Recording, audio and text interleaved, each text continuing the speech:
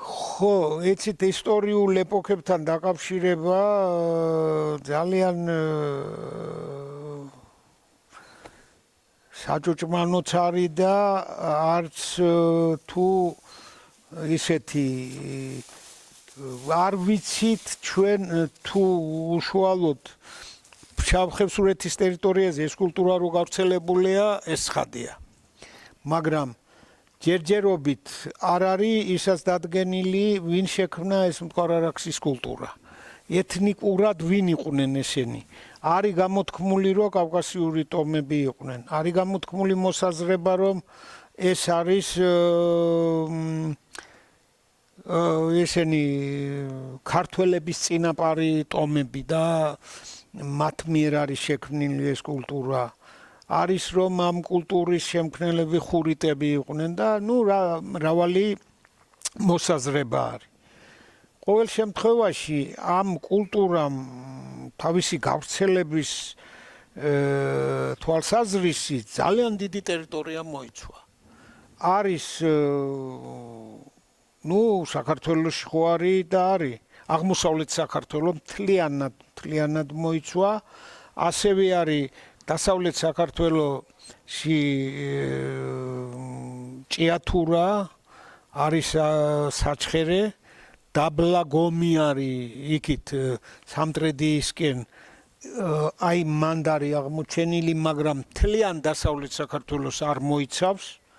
არის აზერბაიჯანში გავრცელებული, ასევე არის სომხეთში, არის დღევანდელ თურქეთის ტერიტორიაზე, ჩრდილო-დასავლეთ ირანში და არის ასევე სირია-პალესტინაში და ჩრდილოეთ კავკასია, დაღესტანი, ჩეჩნეთი, ინგუშეთი და ოსეთის ტერიტორია, რასაც მართლა ოსეთი ქვია.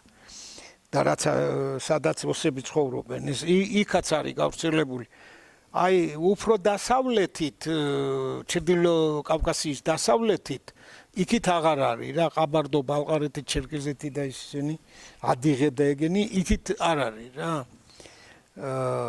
აი, საკმაოდ ისეთი თავისი კულტურით ეს გამოიხატება საცხოვრებლების, ნაგებობები, არქიტექტურაში ეს ერთიანობა, ასე ვთქვათ, სადაც კი გავრცელებულია ასევე თიხის ჭურჭელი, სამკაული, ერთგვაროვანია.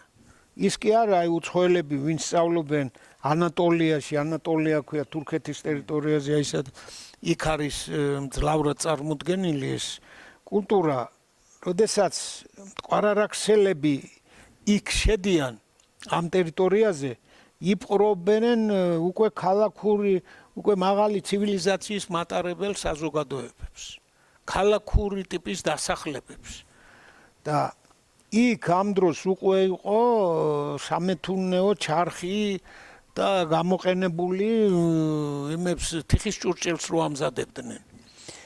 ესენი ისევე ხელით ზერწავენ იქ, რაც რამაც გაკვირვება გამოიწვია აი დღევანდელ მკვლევარებისა, რომ მკვლევარებში რომ რატო კაცო როცა იქ იმ კულტურას ხო ეზიარნენ, იმათ ცივილიზაციას ხო ეზიარნენ და მაინც იმდენად ტრადიციონალისტები იყვნენ, რომ ხელით ზერწავენ ამას რა.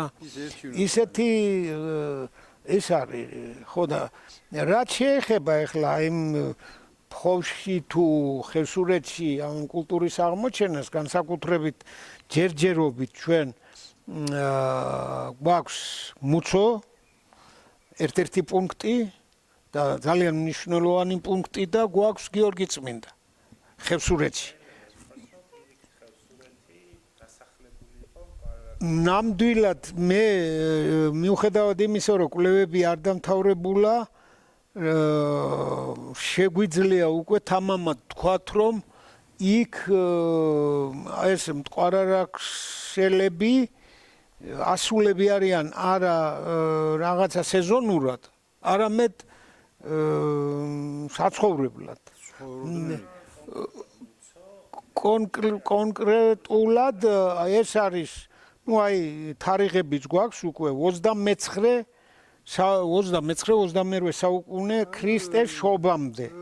ორი სამარხი გვაქვს, ორი სამარხი კი არა, 8 აკლდამაა გათხრილი რა უკვე. და ორი აკლდამიდან გვაქვს ჩვენ თარიღი, რადიოკარბონი და ესენი ეს არის აი 29-დან 29-22 ახლა მოგეხსენებათ რომ იქ პლუს მინუს არის და ზუსტი თარიღს ზუსტ წელს არ იძლევა რა და არის მეორე 27 და 26. ესაც საკმაოდ ადრეული პერიოდია, ადრეული ხანა. ერთი ხალხი იყო თუ სხვადასხვა ხალხები უბრალოდ ერთი კულტურის კავშირი ქონდა კულტურული ან რაღაცა. იცით ეს უნდა აი დნმ-ის უნდა გაირკვეს. თუნდაც მუცოსში ვინც არის დაკრძალული, ასევე გიორგი წმინდაში ვინც იყო დაკრძალული, ხო? აი ამათი დნმ-ის უფრო გვეტყვის და უფრო წარმოჩნდება, რამდენად სიახლოვეს არის ერთი და იგივე ხალხი თუ არის, აი იქ ის დნმ აუცილებლად გვიჩვენებს. და აქეთ რა არის თლად რაღაცას იჭერენ. მე ვერ გეტყვით ახლა ეს სხვა მეცნიერება ძალიან ისეთი რაღაც ელემენტ ნათესაურ კავშირს დაგიდგენენ. ნათესაურ კავშირს. მაგრამ ვერ დაგიდგენენ იმას, რომ აი ეს არის უშუალოდ აი ამისი ერთი ეთნიკური იმას წარმოადგენს. მე ვამბობ სხვადასხვა ადგილას აღებულ დნმ-ზე ვამბობ ასევე იმ კულტურის ეხლა დაიწყო ფაქტიურად ამ ეს კვლევები რა. ეხლა რა, ნუ მე ვამბობ რომ ჩვენთან და ჩვენ მასალების კვლევა. და ამას იკვლევენ უცხოელები ძირითადად რა. ვინც ჩართულია ამ პროექტებში და ყოველ მხრივ ხდება ისინი რა, ეხლა შესწავლა ამა თუ იმ არქეოლოგიური ობიექტი მარტო ის არა ინტერესებს მეცნიერებს რომ იქ აღმოჩნდა ისა და აგერ ნივთიერი მასალა გვაქვს თიხის ჭურჭელი და ლითონის სამკაული, ლითონის ნივთები. აქ საინტერესოა რას საქმიანობდნენ ესენი. მერე ის საქონელი რა საქონელი ყავდა. არის საქონელის აი ძვლების მიხედვით იმისი გარკვევაც კი შეიძლება ადგილზე იკვებებოდა ეს საქონელი თუ მომთაბარეობდა აყავდა იქ თაში ხო და უამრავი რაღაცა ასევე ეს დნმ-იც ხო და ძალიან ისეთი მნიშვნელოვანი მეცნიერება დიდი ინფორმაციის მომტანი და მომცემი არქეოლოგია დაიხმარს ამ სხვადასხვა საბუნების მეტყველო დარგებს რა აქ შედის ანთროპოლოგია აქ შედის პალეობოტანიკა პალინოლოგია და ნუ რა ვიცი ძალიან ბევრი არქეოზოოლოგია და კომპლექსური კვლევა ხდება. ეხლა იქ მუცოში მაგალითად არის საქონლის ძვლები თვითონ ფენაში ჩნდება რა. იმაში არა სამარხში ძირითადად ადამიანის ძვლები იყო, მაგრამ ისაც ძალიან ცუდად დაცული რა. რა ისე აი ნაშალშია ესა აკლდამების რო თხრიდით იქ ჩნდებოდა რა კულტურული ისენი ჩნდებოდა თიხის უკაცრავად თიხის ჭურჭლის ნატეხებიც და ცხოველის ძვლებით ცხვრისა და ნუ ძროხის კბილები და რაღაცა ეგეთი ის აი იმ თიხის ჭურჭლის ნატეხების არსებობა გვაფიქრებინებს მე მაფიქრებინებს და ჩემ კოლეგებსაც რომ აი რაღაცა გარკვეული უფრო აღმოსავლეთისკენო აი რო იქით იმისკენ, რა ქვია, ხონიშჭალისკენ იქ უნდა ყოფილიყო დასახლება რა. და მერე გაჩნდა ეს სამარხები. როდესაც მოინაცვლა ამ იმან ხო და მოკლედ აი ბოლო 2023 წელს რო ვიყავით აკლდამა გამართულია ნაცეცხლურზე რა. მიცვალებულს თავი უდევს იმებზე რა, დანახშირებული ადგილია და თიხის ჭურჭლის ნატეხიც აღმოჩნდა. თავი რო ავალაგეთ ესენი, ხო ეს მიცვალებულის ჩონჩხები. აი იქ აღმოჩნდა დამწვარი ძვალი და აღმოჩნდა ცხოველის ძვალზეა ლაპარაკი. კი, შახის. ხო, აი ეს და თანაც ის ერთ-ერთი ბოლო გათხრილის იმის ის კედელი უნდა იყოს სახლის კედელი გამოყენებული იმათ რა, აკლდამის, იმიტომ რომ იქით ის დანარჩენი აკლდამები რო გავთხარეთ ისეთი ახლა მე აი თუ დრო გაქვთ თქვენ შეიძლება საგანგებოდ წამოვიღე ის რა გარემეხსიერება და გაჩვენებთ. ისე ნაშენია რომ გეგონება რომ აი ის ოსტატი ქვის ოსტატი იყო ის პიროვნება ვინც აშენებდა მუცოს ციხესახლებს. ძალიან კარგად ნაშენი კედლებია. ძალიან კარგი წესიერი წყობა, შიდა მხარე რა თქმა უნდა. როდესაც აკლდამისთვის იმას გარეპირი იმისა წესიერი არ იქნება, ბუნებრივია, ხო? ის ერთ მხარეზე, კი არა, 4 მხარეზე მიწა, ხო? და შიდა მხარეს აწესრიგებს, კარგად აწყობს ამ ქვას ეს მშენებელი ის ოსტატი. ამ თან ისი არის, აი გადაბმულია რა. უწესრიგოდ კი არ არის ეს ქვები დაწყობილი. და იქ ის ბოლო ხო აი ის ბოლო აკლდამა აღმოსავლეთის კედელი არის ისეთი ქვები არის ან უშუალოდ ამ კერაზე იყო შემოწყობილი სადაც ეცხლიენთო ესენი ამ იმათ ყვარარაქსელებს ქონდათ კერები თიხისგან გამომწვარი და დგამდნენ იმაში იატაკში და თავისი ფორმები აქვს ამ სხვადასხვანაირი კერებია მაგრამ იქ მთაში არ არის საჭირო თიხები წმინდა ისეთი თიხები არ არის იქა და თიხის ჭურჭელიც არ არის იმ ხარისხის რაც გვაქვს ბარში ამით აი ზედაპირულადაც დაუმუშავებელია უხეშია მაგრამ ფორმები აი ის აუცილებლად იგაკეთებული ატანილი იქ არ არის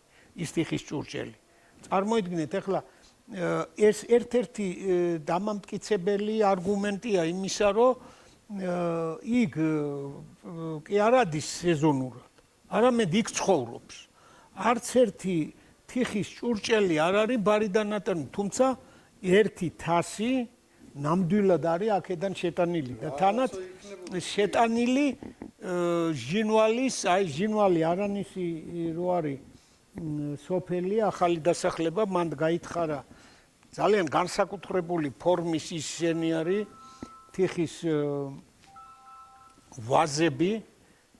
ვაზებს რუქუსლიან ვაზებს ეძახიან ისე და იქ არის აღმოჩენილი თანაც ორნამენტებიც ზუსტად ისეთივე აქვს რაც ამ ჟინვალი არანისის ნამოსახლარზეა აღმოჩენილი მე მის თქმა მინდა რომ იმათ ვინც მუცოში ცხოვრობდნენ აქეთ ქონდა კავშირი და არა ჩეჩნეთის ტერიტორიაზე ცხოვრებ ადვილი უნდა ყოფილიყო მაგრამ აი ჩეჩნეთში მცხოვრები მტკვარ-არაქსელი ტომების რაღაცა გარკვეული ჯგუფი ბუნებრივია რომ იქაც იყო მაგრამ აი ერთი ნივთით უკვე შეიძლება იმაზე საუბარი რომ აქეთ ქონდა კავშირი ან ნუ ყოველ შემთხვევაში შეიძლება იქითაც მაგრამ იქ კიდევ რაც გვაქვს ჩვენ ისენი ხო ლითონის სამკაული ლითონის სამკაული აბსოლუტურად თავისი ფორმებით ძალიან დიდ ტერიტორიაზე გავრცელების დიდ ტერიტორიაზე ინარჩუნებს თავდაპირველ ფორმებს. თუ კერამიკაში ხდება რაღაცა ტრანსფორმაცია, ცვლილებები, განვითარების ახლა 3500 წლიდან ითვლება ძველი წელთაღრიცხვით მტკვარ-არაქსის კულტურის ჩამოყალიბების საწყისი ეტაპები, ხო? და მოდის სადღაც 24-25 საუკუნემდე. აი 10 საუკუნის 1000 წლის განმავლობაში არსებობდა ეს კულტურა. და ბუნებრივია რომ თავისი აი ამ კულტურამ მატერიალ კულტურას გულისხმობ გაიარა განვითარების ეტაპები და ჩამოყალიბდა სხვადასხვა რეგიონებში ლოკალური ვარიანტებიც. მაგრამ მიუხედავად ამისა, საცხოვრისი იქნება ესა. წეღან მე კერავა ვახსენე. ასევე არის კერასთან დაკავშირებული მთელი რიგი რაღაცა ისინი ნაკეთობები თიხისა. ან არის ხარის ფიგურები, ან ცხოველის სხვა ფიგურებია, ასევე სადგრებს ვეძახით და თითქმის აი მთელი მტკვარ-არაქსის კულტურის გავრცელების არეალზე აი ესენიც ინარჩუნებს თავის ფორმებს, თავდაპირველ ფორმებს. ანუ ძალიან ტრადიციული საზოგადოებაა რა. აი იმისი თქმა რომ ვინ იყვნენ და ჩვენი წინაპრები იყვნენ თუ არა, ცოტა კი არა საკმაოდ რთული და ძნელი არის.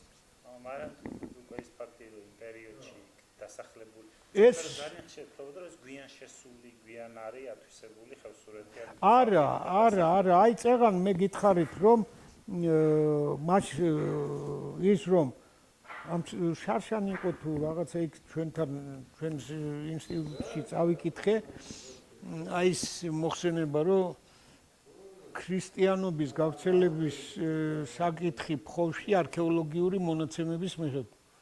და ჩემი კოლეგები, ჩემი ისენი რა მეცნიერები ისე პირღები მიყურებდნენ რომ კაცო თქვენო წარმართები არ ახარ რა იმაზე ლაპარაკობდიო. ანუ ეს რატომღაც საბჭოთა პერიოდში ისეთი ის იყო დამოკიდებულება რომ აი ესენი დაბალ საფეხურზე გვაროვნულ თემურ წყობილებაზე არიან და ისე არიან და რაღაცა, ხო? და ეს წარმართობა წამოწიეს წინ და რაღაცა და არავინ არ კიდევ ვამბობ რომ როცა მიწის ზედაპირზე არ არის ქრისტიანული ძეგლები რო არ ჩანს ბუნებრივია მავანს და მავანს უჩნდებოდა ისეთი აზრი რომ აქ ქრისტიანობა არ შემოსულა, მაგრამ რაც თქვი მე რომ თუ დაფინანსება იქნება მე არ ვიცი მე ვიღაც ახალგაზრდები სამწუხაროდ ხევსურები არავინ ჩანს არქეოლოგი დაინტერესებული რომ აი ამ კუთხით მე წარემართა მუშაობა იმ ლოკაცია შეიძლება სად იყო ესა და სად არის ეს გვაქვს ჩვენ ამისი აღწერილობა არსებობს გადავეცით იმაში კულტურული მემკვიდრეობის დაცვის სააგენტოში და იმ ადგილების გათხრა და საჭირო და თუ ეს ხელოვნური გრევის შედეგადაა გამოწვეული ესაც დაადასტურებს კიდევ იმას რომ ფხოველთა აჯანყების ეს იყო მოკლედ ეს ქრისტიანული რელიგიის გაძლიერების ესა მიზეზი